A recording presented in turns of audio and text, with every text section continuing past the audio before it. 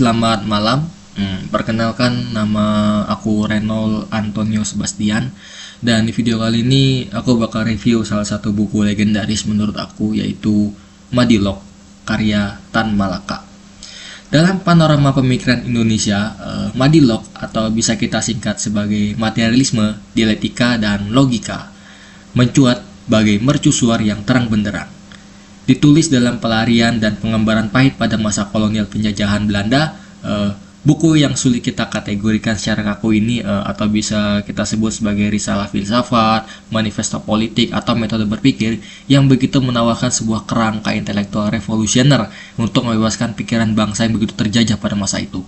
Tan Malaka, sang pahlawan sekaligus penulis buku ini, tidak hanya mengkritik penjajahan fisik Belanda, tapi beliau juga mengkritik pola pikir yang begitu abstrak atau anomali kita sebut sekarang, yaitu pemikiran seperti mistis, dogmatis, ataupun takayul.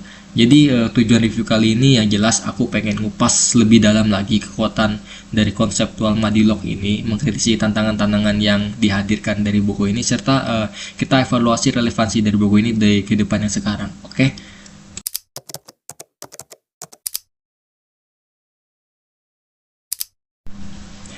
Madilog bukanlah novel dengan alur linear, melainkan perjalanan intelektual yang ambisius.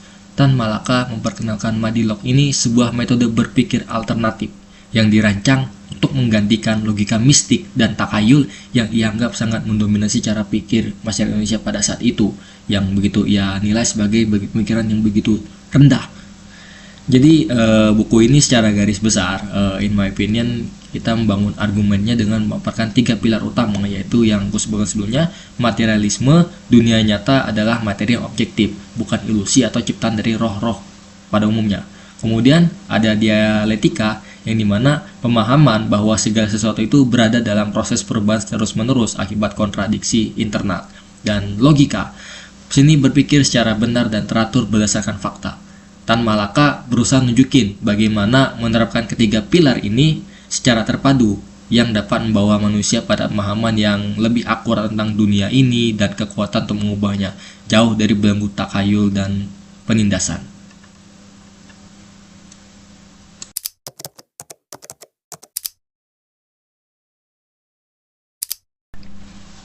Yang pertama, gaya penulisan.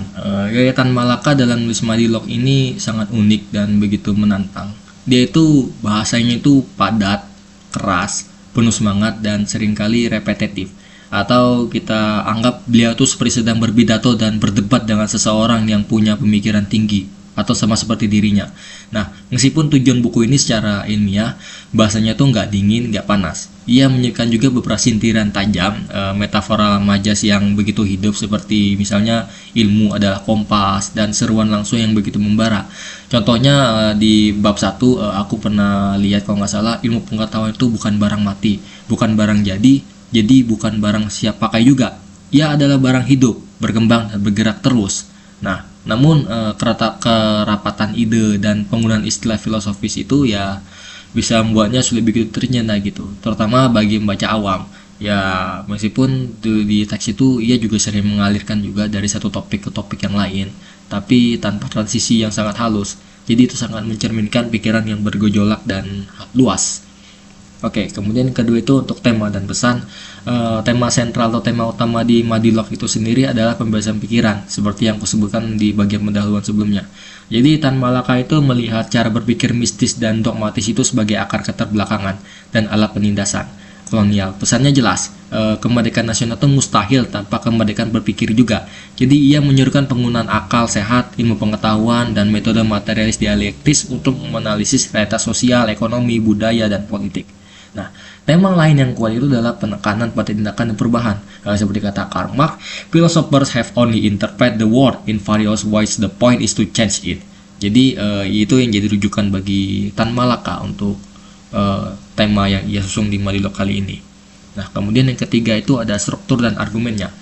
Sebagai karya non-fiksi filosofis politik, struktur Madilog itu lebih mengikuti alur pemikiran daripada alur cerita. Ya, karena bukunya ini kan lebih banyak perjalanan dan juga edukasi gitu. Jadi dimulai dari kritik terhadap logika mistik, Tan Malaka itu secara bertahap gitu membangun fondasi materialisme dan dialektika, lalu menerapkannya untuk menganalisis sejarah Indonesia, kolonialisme dan perjuangan revolusi. Kekuatan argumennya itu terletak pada visinya yang holistik dan radikal. Ia juga mencoba menyatukan sains ya, bisa fisika, biologi ataupun kimia, lalu filsafat, kemudian dan analisis sosial konkret.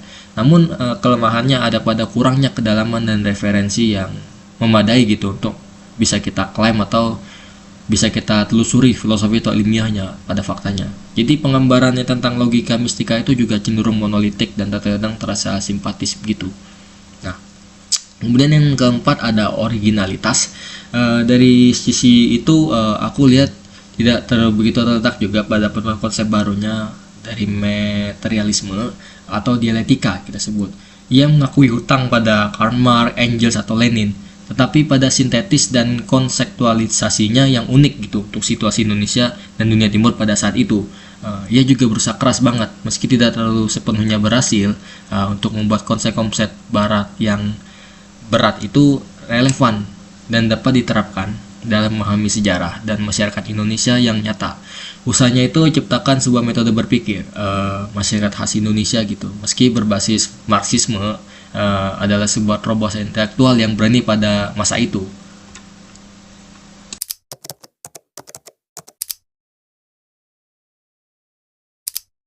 Oke, untuk kekuatannya aku ada 3 poin. Yang pertama itu visi intelektual begitu berani. Jadi buku Madilog itu menawarin kerangka berpikir alternatif yang komprehensif untuk membongkar penindasan dan kebodohan.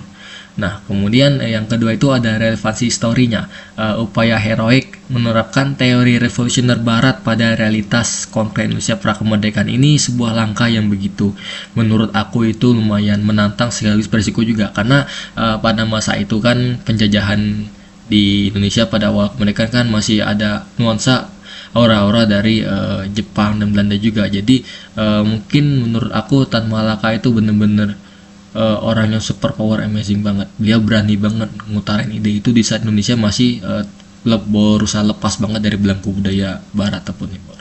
Nah, kemudian yang ketiga itu ada semangat pembebasan yang membara. Jadi tulisan beliau itu dipenuhi gairah dan keyakinan akan kekuatan akal manusia untuk merdeka dan mengubah dunia. Jadi kalimat-kalimat yang beliau buat selama aku baca bukunya itu begitu sering kali inspirasi, seperti yang aku sebut tadi, filosofer ataupun juga kata-kata ilmu pengetahuan. Itu menurut aku benar-benar kayak menghidupkan semua semangat buku itu, dan juga pada intinya Tan Malaka itu tahu betul apa yang diinginkan oleh para masyarakat pada umumnya. Yang dia inginkan itu pemikiran yang maju dan bebas dari konsep mistis ataupun kayak tahayul gitu. Nah, kemudian untuk kelemahan aku 3 poin aja. Mungkin yang pertama jelas kepadatan dan kesulitan buat memahami tulisannya. Jadi kalau aku lihat-lihat gaya tulisan beliau itu begitu padat, repetitif dan lompat-lompat banget.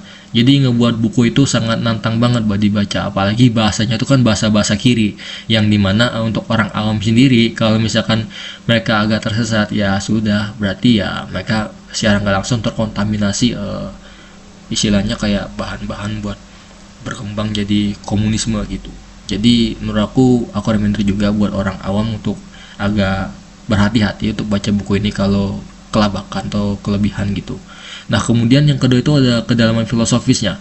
Berapa argumen dia secara filosofis itu lebih sebagai pernyataan keyakinan daripada pembahasan lebih mendalam dengan referensi yang kaya dan sangat terhadap kritik alternatif.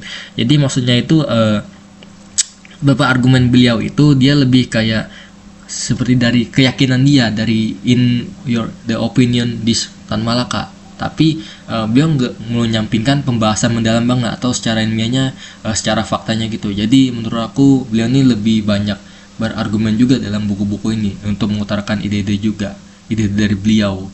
Nah, kemudian yang terakhir itu ada kesederhanaan dalam menggambarkan lawan.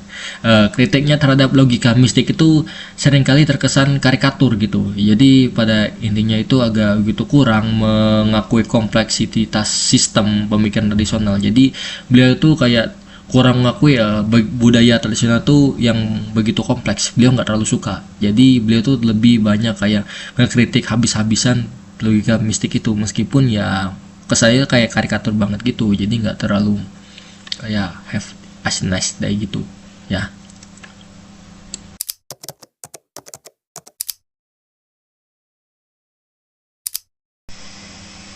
Oke, secara pribadi Madilog Karya Tan Malaka ini bukan sebuah buku, ia tuh sebuah kayak monumen pemikiran, sebuah panggilan untuk berakal budi secara merdeka. Ya, meskipun memiliki kelemahan yang aku sebutin sebelumnya yang terlalu ribet banget buat kita baca, terutama dalam penyajian dan kedalaman filosofisnya pada bagian-bagian tertentu, tapi kekuatan utamanya itu terletak pada visi dan misi dari bukunya itu begitu besar, yang begitu revolusioner gitu pada beberapa bagian. Nah, di buku ini juga nawarin bukan hanya kritik aja sih terhadap kolonialisme, tapi juga sebuah senjata metodologis untuk melawan segala bentuk jajan pikiran. Jadi ngebacanya itu adalah dialog dengan salah satu pikiran terbesar dan paling memberontak yang pernah dimiliki bangsa ini. Jadi Madilog itu adalah bacaan wajib menurut aku yang menantang, mengganggu, dan pada akhirnya sangat diperlukan sih bagi siapapun yang serius ingin memahami akar intelektual perjuangan Indonesia dan seni berpikir kritis yang membebaskan. Jadi keabadiannya itu terdapat pada pesan intinya, cogito ergo libero, aku berpikir maka aku merdeka. Oke, mungkin itu aja sih yang pengen aku sampaikan. Semoga review kali ini bisa begitu membantu bagi teman-teman semua. Aku ucapkan selamat malam.